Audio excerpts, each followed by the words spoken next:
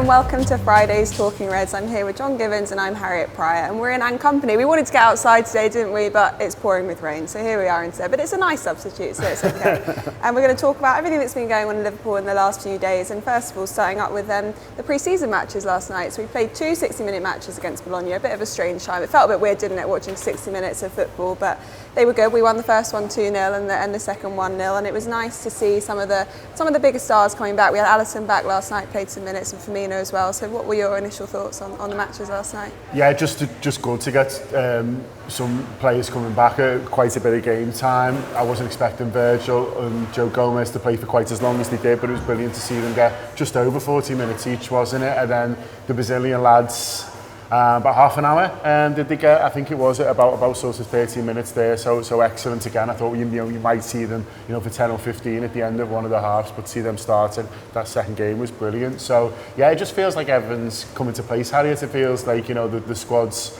pretty much how we want it to be. Obviously there's Henderson who didn't go over there, and Thiago who's got a little knock, but I think apart from that now everyone's played a little bit and been integrated back in, and yeah, we're looking good. I'm feeling confident. Yeah, I'm feeling confident. I think it was interesting with Virgil, you said that he played about 40 minutes, and I think we were kind of expecting Konate and Matip to play that first match, especially against Norwich, but now that Virgil's having more minutes, he played alongside Matip last night. Do you feel like he could be a potential starter, or do you still feel like he's going to be rested for those first few games? I think the big indication will be these friendlies at the weekend. So there's obviously Sunday and Monday, so that'll come sort of, we're almost there already. Ireland will come quite quickly. So who he picks, I think he'll go the Norwich team on the Sunday, and then on Monday you'll see a few more of the players who've been a bit later coming back. And now if you're going on the Monday, that still means 3 Brazilian internationals and maybe Virgil van Dijk, so you're not doing too badly really if you've got tickets for that Monday game. But that's just sort of what I think. But I think that will be the key. But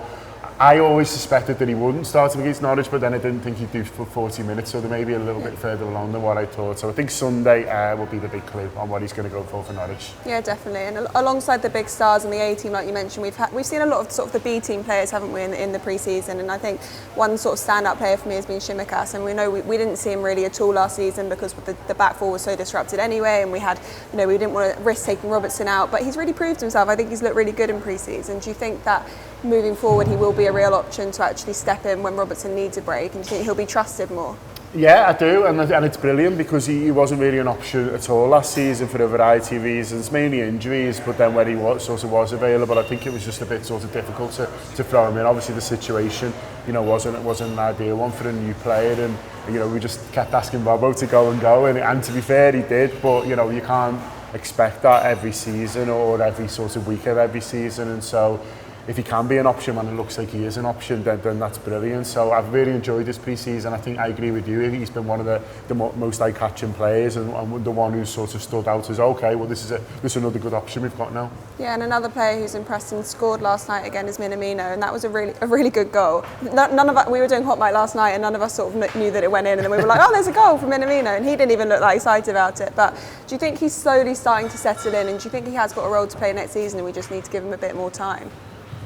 I don't know is the honest answer. I hope so for him. He seems like a boss kid, and he's a really talented footballer. You saw the technique at the finish, it was exceptional, and so there's obviously a really good player there. Look, we saw that when he came with Salzburg and played at Anfield and was really, really good that night. And so there's obviously a footballer there. I think it's how are they looking at it? Is this a bit of a shot window for him, or is he really in Jurgen's plans? Only really Jurgen and his team will know that really. And I think we did the post-match content straight after last night, and Kev Walsh was talking a lot about belief with him, and I think there's a little bit of that sort of going on as well. So we shall see. Look, I'd love it if there was a Liverpool player there. There'd be one less thing to worry about. For the starters, or another forward option. He's got the technique. It's just whether he genuinely believes he belongs in that sort of elite company, because it is elite company up there. I mean, the superstars all across the squad at Liverpool, but especially up front. And if you've got a bit of a sort of an inferiority complex, then it's sort of understandable, really. I get it just watching Mo Salah.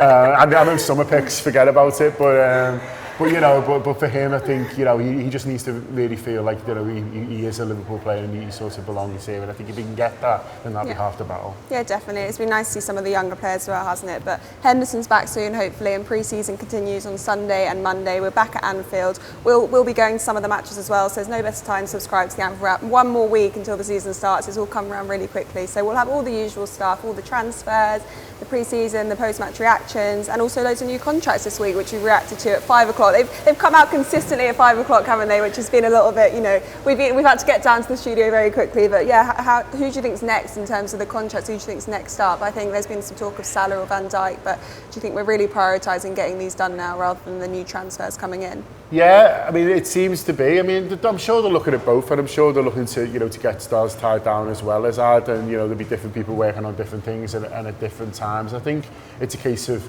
what comes together quickly. I've got a little feeling for Jordan Henderson. I think, there was a bit of talk that one was stalling, but I still think he's staying. I'm hoping, because he was away, now he's back. He'll be back.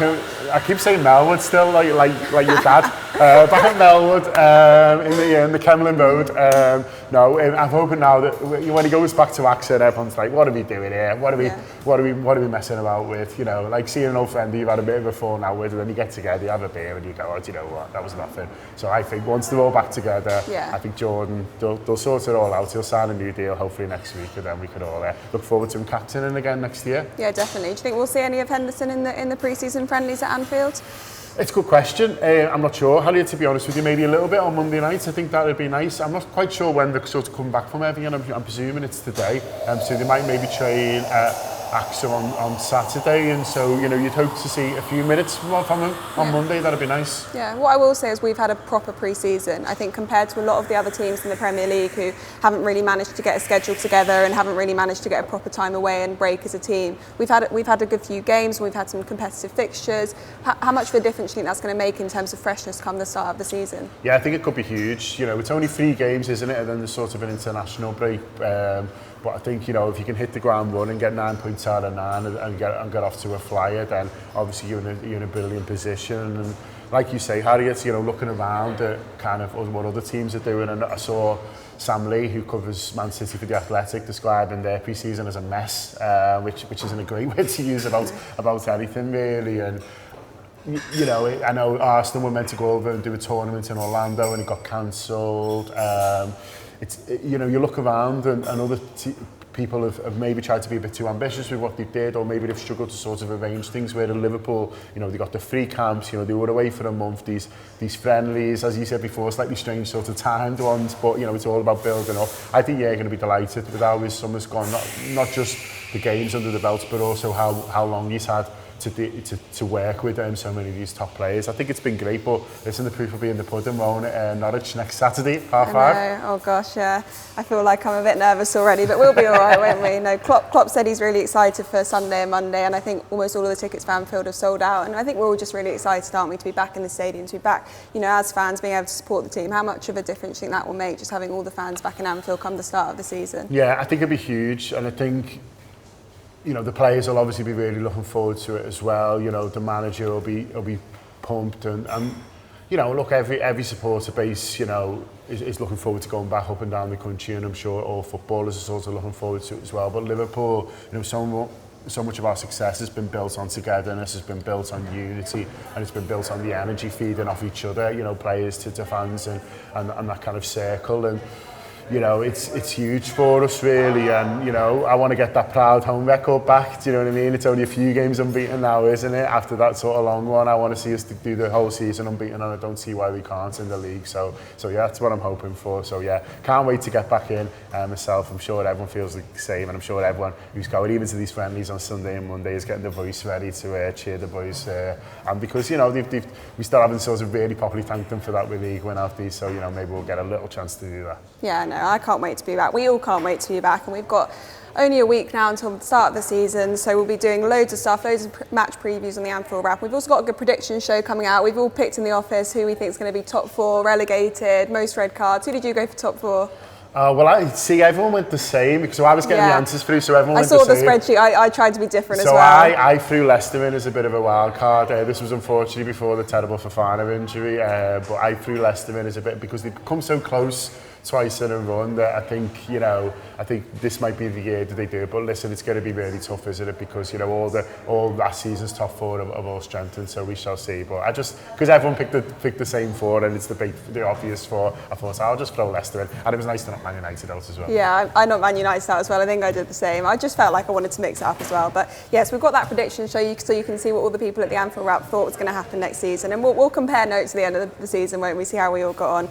We've got, like I said earlier, we've got reactions to all the pre-season matches, and we'll be back in the ground straight away from Norwich, and we'll be giving you all the reaction that you need. And we're excited about it, aren't we? The gutters are still going on as well. The transfer news is still going. Rob Gutman is still trying to find rumours, so we'll keep going with those as well. But yeah, there's no better time to subscribe to the Anfield Wrap. So if you want to subscribe, www.theanfieldwrap.com/subscribe, and we hope you come and join us on the journey.